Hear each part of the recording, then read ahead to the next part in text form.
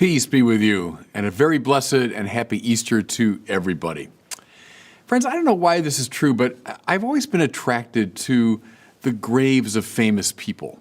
So I've had a chance in my life to travel around the world and study in different places. And for example, when I was in Washington many years ago as a philosophy student, I used to love to go to Arlington Cemetery, and especially to that beautiful little hillside in front of the Custis Lee Mansion where the Kennedy brothers are buried. I'd go there and I would just sit for a long period of time and contemplate.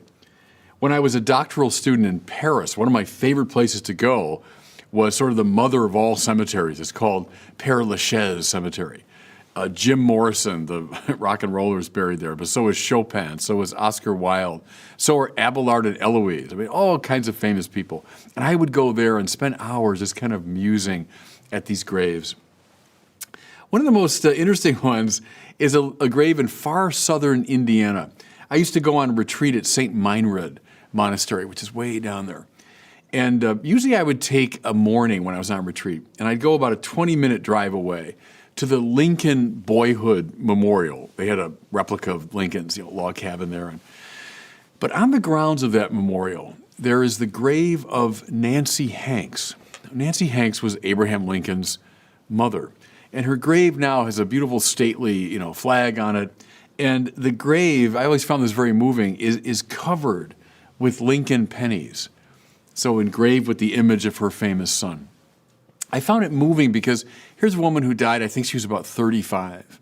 In the year 1818, I think young Abe was only about 9 when she died. Oh, she probably was known by a handful of people. And yet now, hundreds and thousands come to her grave to honor her. I would muse there and I would meditate. Well, that's what you do at graves. They're places of finality. They're places of peace, of contemplation. Then there's the grave at the center of our story for today. Then there's the grave that the gospel writers are fascinated by. I'm talking about the grave of Jesus, to which 3 women go early on Easter Sunday morning. They've gone with oils to anoint the body according to the Jewish custom. They worried about who would roll the stone back. But I'm sure they were planning there to perform this ritual and to muse and to ponder, remembering the great things that Jesus had said and done.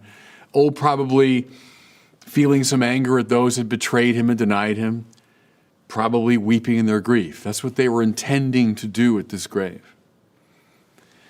But they arrive, and to their infinite surprise, they find first the stone rolled away. Has a grave robber perhaps been at work? But their astonishment only increases when, looking inside, they see not the body of Jesus, but rather a young man in a white garment, who says to them, "You're looking for Jesus of Nazareth, who was crucified. He's been raised. He is not here. Look, there is the place where they laid him." The young man's message, to put it bluntly, was not that someone had broken into this grave, but rather someone had broken out of it. What was their response to this shocking news? And this is the first account we have in Mark's gospel. What's the reaction of these women? Listen. They went out and fled from the tomb, for terror and amazement had seized them. Yeah, graves, sure. They're places of quiet contemplation, places to muse, places to think. Then there's this grave, from which these women run in terror. And thereupon, brothers and sisters, thereupon hangs the tale of Easter. Jesus is not a fondly remembered figure from the past. He's not, a great spiritual teacher whom we recall with fond contemplation. We participate in the terror that these women felt as the absolute novelty and shock and surprise of Jesus' resurrection dawned upon them. You know what I love, friends, about this story is it militates against all attempts to domesticate the resurrection. And there's been a lot of this up and down the Christian centuries, and certainly in our own time. Oh, I think when I was going through seminary, this is some years ago, but these were books that we read in the seminary. Oh, Jesus' resurrection. Oh, don't read that as something that really happened. Rather, the disciples, after the death of their master, knew that his cause would go on. And so they invented the story of an empty tomb and appearances to symbolize the fact that his cause goes on. Or this view that was held by a very prominent theologian when I was going through school. After the terrible death of Jesus, the disciples nevertheless felt forgiven. And so they expressed this conviction with the stories of the empty tomb and the appearances. Come on. I mean, this is impossibly thin gruel, and it does not correspond to the clear sense of shock, novelty, and excitement that runs through every page of the New Testament. Can you really imagine Paul, tearing into Corinth with the news that, hey, the cause of a dead person that I admired goes on? They would have laughed him out of town. Can you imagine all the apostles, they go careering around the world to their own deaths with the message that they felt forgiven? I mean, give me a break. These attempts to flatten out and domesticate the resurrection are undermined by this fundamental witness of the facticity of the resurrection. Can I just draw three implications, friends, from the fact of Jesus' resurrection? First of all, it means that Jesus is Lord. You'll find this phrase often now in the writings of St. Paul. In his Greek, Jesus Kyrios. Jesus is Lord. And we might say, well, that's a blandly spiritual thing to say, but that was deeply subversive in the first century. Why? Well, because a watchword of that time and place was Kaiser Kyrios. Caesar's the Lord. He's the one to whom my allegiance is due. He's the one in charge of my life. How wonderful the first Christians, in light of the resurrection, they purposely twisted that language. Not Kaiser Kyrios, Jesus Kyrios. Mind you, someone whom Caesar put to death, but whom God raised from the dead. He's the true Lord. He's the one to whom your allegiance is due. And furthermore, how wonderful that they proclaimed this long before there was anything like an institutional church, long before there were armies and armies of believers. These are a handful of people who were declaring this deeply subversive message of the lordship of Jesus. Here's a second implication of the resurrection. Again, not as some thin gruel, some vague symbol, but the fact of the resurrection. That Jesus' claims about himself are now ratified. Unlike any of the other religious founders, Jesus consistently speaks and acts in the very person of God. My son, your sins are forgiven. Who's this man think he is? Only God can forgive sins. Right, that's the point. Jesus speaking and acting in the very person of God. Oh, you've heard it said in the Torah, but I say, well, for a first century Jew to claim authority over the Torah, which was the supreme authority, the only one that could possibly do that would be God himself. You've got a greater than the temple here, Jesus says, in reference to himself. Again, for a first century Jew, the temple was the dwelling place of God. Who could possibly say he's greater than the temple except the one who in fact dwells in the temple?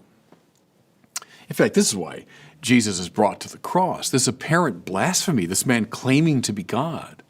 And then see, when he died on the cross, even his most ardent followers were convinced that he was a sort of a sad fraud. Think of those two disciples on the road to Emmaus. We thought he was the one, but clearly he's not, because there'd be no greater proof possible that someone was not the Messiah of Israel than his death at the hands of Israel's enemies.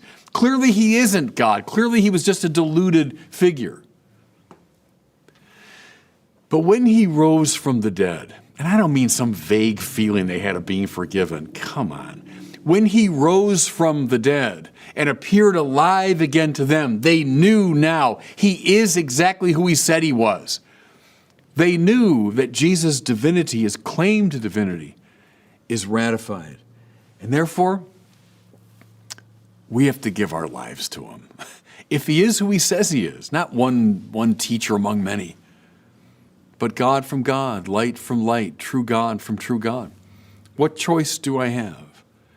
I must give my life to him. Here's a third and final implication of the resurrection.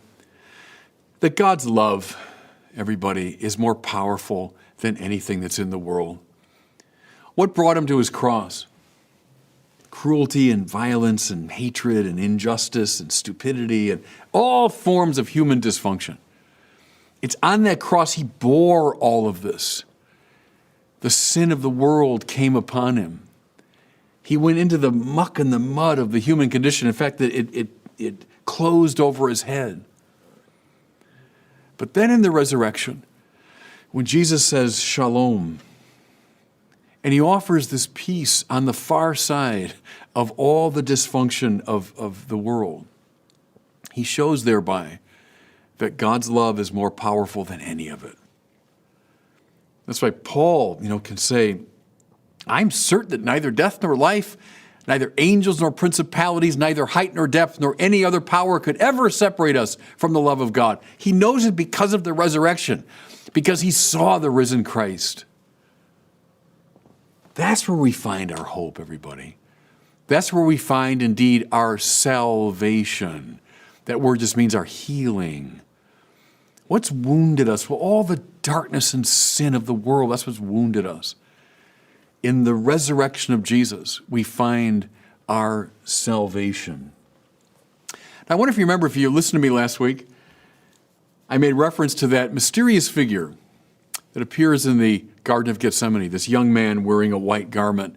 And at the moment of truth, he runs away in fear, and they grab the garment. And he's, I argued there, every baptized Christian who at the moment of truth leaves behind his baptismal identity. But I suggested to you last week that he's going to make a comeback. You know where he appears? Right in the heart of this story. It doesn't say angel, by the way. When they look into the tomb, they see a young man. And what's he wearing? He's wearing a sindona. He's wearing this white garment. And what does he do? From inside the empty tomb of Jesus, he declares the resurrection. This is now, listen, every one of us, yes, we're sinners. Yes, we tend to run away at the moment of truth, leaving behind our baptismal identity. But now, this is every one of us having recovered our courage and our identity, and now standing in the empty tomb of Jesus, clad in our baptismal garment, announcing the resurrection. That's your job this Easter and beyond. That's your job. We don't take in the resurrection as that's an interesting fact from long ago. Come on. We take it in as the definitive sign of the lordship of Jesus, the definitive sign that he's God from God, light from light, the definitive sign that God's love is more powerful than anything in the world. And our job, wearing that baptismal garment, is to declare it to all the world. That's the good news of Easter, and that's the missionary call of Easter. And God bless you. Thanks so much for watching. If you enjoyed this video, I invite you to share it and to subscribe to my YouTube channel.